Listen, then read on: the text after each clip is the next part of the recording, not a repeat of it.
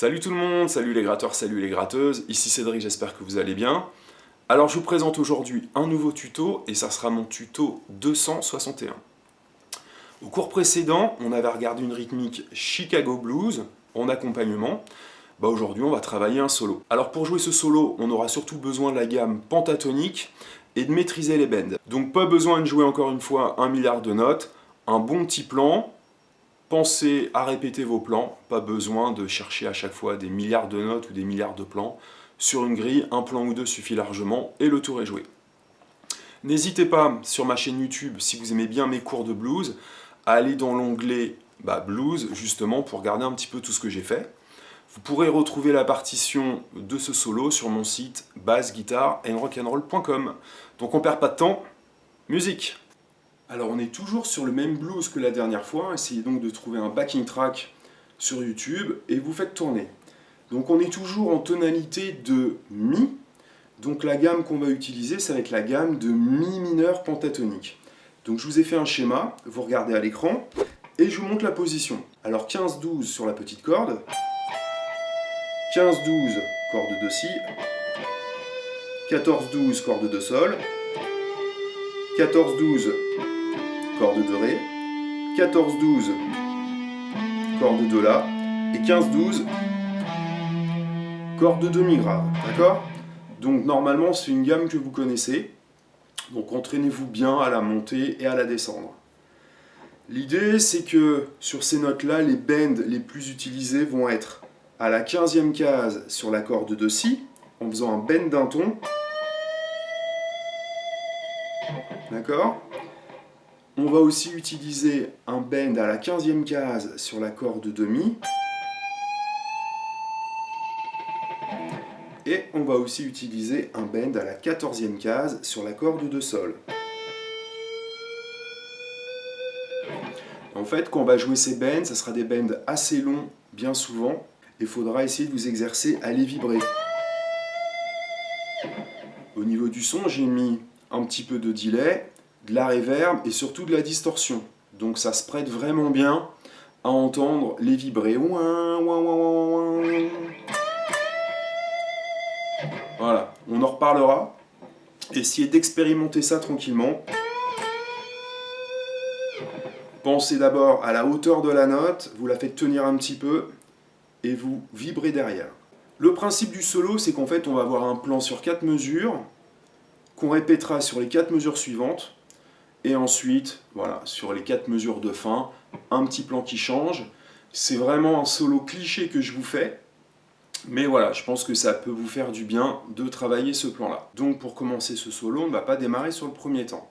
On va démarrer sur les 2 dernières croches du triolet du 4e temps. Ce qui fait qu'on va démarrer sur 1, 2, 3, 1, 2, 3. D'accord?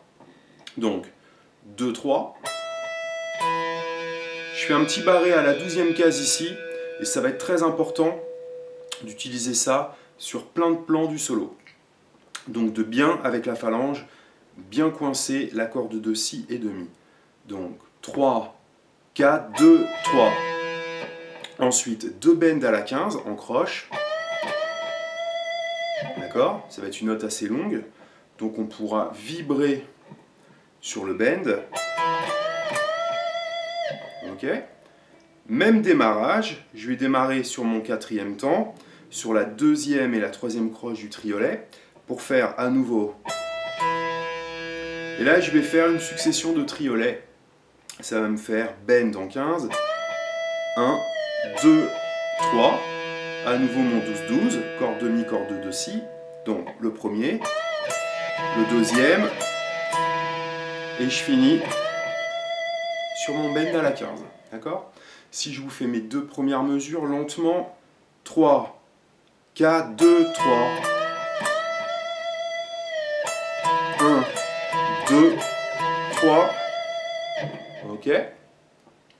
Et pour finir mon plan, toujours même démarrage, sur la 2e et la 3e croche de mon dernier temps, je vais faire, d'accord? Et là je vais faire un bend, 15e case, corde de Mi. Que je vais résoudre toujours sur cette 15e case, mais sans le bend. D'accord?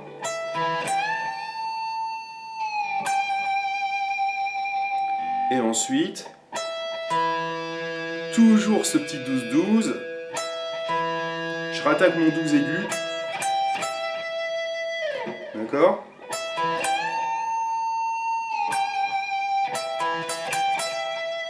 Lentement.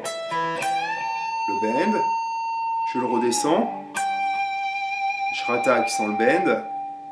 12 cordes demi, 12 cordes de si, 12 cordes demi et 15-12 petites cordes.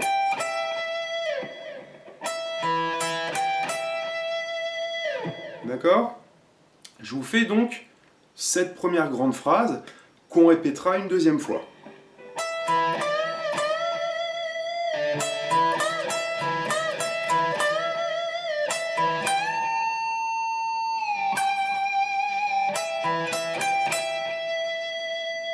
Alors si vous n'avez pas l'habitude de faire ce type de plan, ça va peut-être être un peu difficile. Alors je vous donne mes coups de médiator.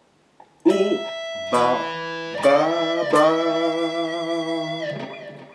O, ba, ba, o, ba, ba, o, ba, ba. O, ba, ba, o, ba, ba. D'accord? Je refais une fois la phrase.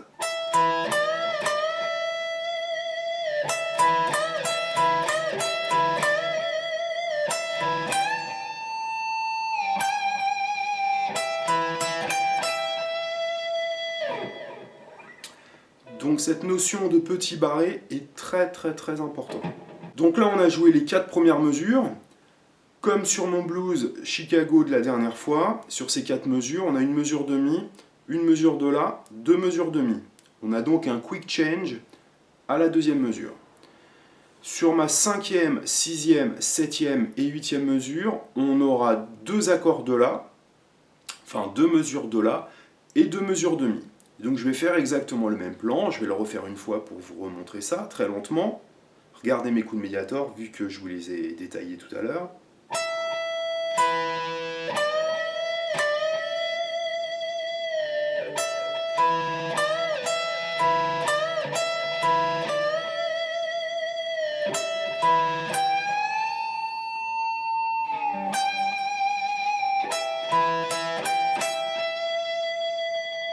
Ok?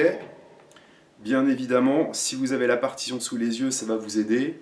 Donc, allez jeter un petit coup d'œil sur mon site internet Bass Guitar and Rock'n'Roll. Maintenant, on arrive à la mesure 9, 10, 11, 12. Je vais à nouveau démarrer ma phrase sur la 2e et 3e croche de mon triolet du 4e temps.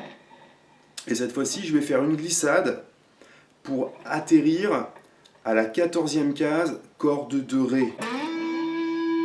Et ensuite, donc avec mon 3e doigt, et ensuite la 3e croche, 12, corde de Sol. D'accord? Donc là, mon 2-3 va donner. Ok. On va jouer sur le bend de la 14e case, corde de Sol. Et là, je vais faire 2 croches, 2 bends. Je refais le plan.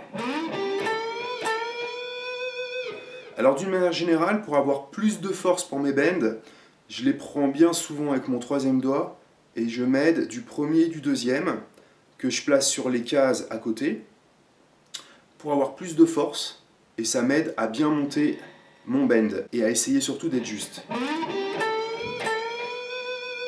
Ok. Ensuite, je vais refaire le même démarrage 14-12, toujours sur mon 4e temps, 2e et 3e croche. Et là, je vais récupérer mon bend, comme tout à l'heure, 15e case, corde demi. Et je vais faire pareil, 2 bends à la 15e en croche.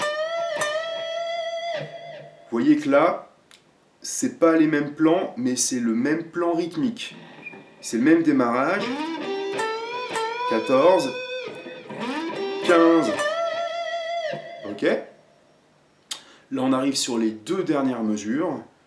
Et donc, même démarrage rythmique, 4e temps, en triolet sur la 2e et la 3e croche. Et je reviens sur mon petit barré. d'accord? Et là, mon plan en triolet, je le fais 4 fois. D'accord? Donc 1, 2, 3, 4. Et ensuite, je vais faire 4 attaques sur mon bend en 15, corde de si.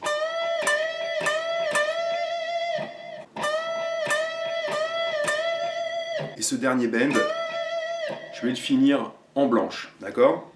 Donc, les 4 dernières mesures.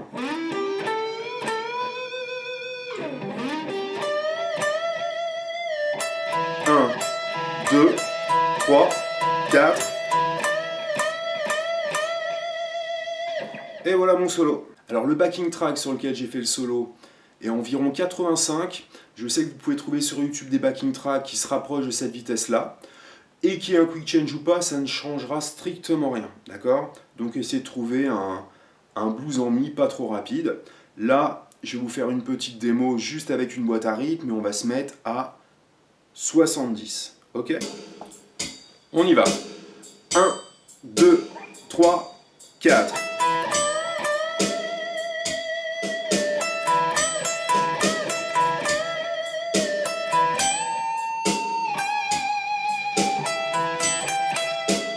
Trois, 4.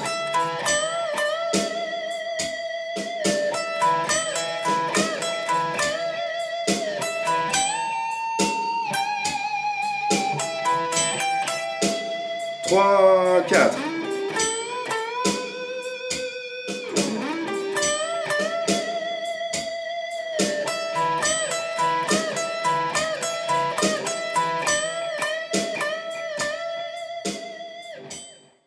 Voilà les amis, donc je voulais vous présenter donc aujourd'hui ce petit solo en réponse à la rythmique qu'on a vue la dernière fois, comme ça voilà, ça vous permet de faire un travail complet sur le blues en mi. Donc une rythmique comme on a vu la dernière fois avec un petit plan qui nous permettait de faire une mélodie. Et aujourd'hui un solo qui tourne essentiellement autour d'un plan, d'accord? Donc vous savez lequel je fais allusion. Donc si c'est difficile pour vous, voilà, rematez-vous la vidéo. Je vous ai parlé des coups de Mediator, allez chercher la partition et j'espère que ça va vous aider. Donc je vous souhaite bon courage. Si vous avez des difficultés, faites-moi des commentaires, j'essaierai d'y répondre comme toujours. Et voilà, je vous souhaite bonne musique, je vous dis à très bientôt et éclatez-vous. Salut!